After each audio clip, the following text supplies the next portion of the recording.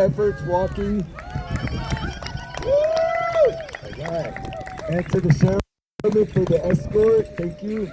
And our spiritual leaders here from Taos Pueblo and Lakota Nation, thanks for being here. And Mr. Mayor Barrone for coming and reading a proclamation. Mayor Barrone is going to read a proclamation he wrote for this day. Thank you.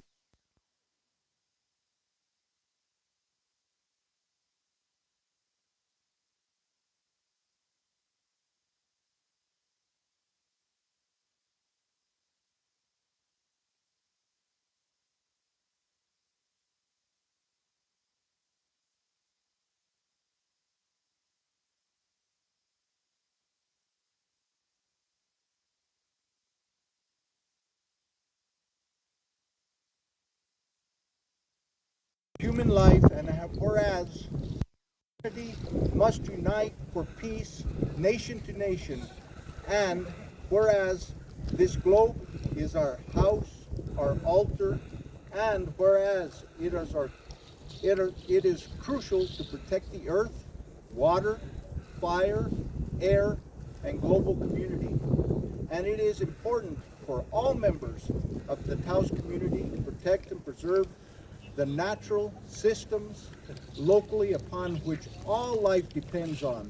And whereas war is harming so many people and destroying so many lives and the environment and threatens all life on Earth. And whereas the original treaties signed between First Nations and the U.S. government still need to be honored, and racism and the separation of families must end. Yeah.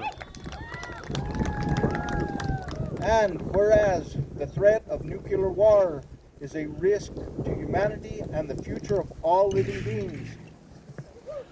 And whereas our collective human resolve is to protect all living beings and the future generations.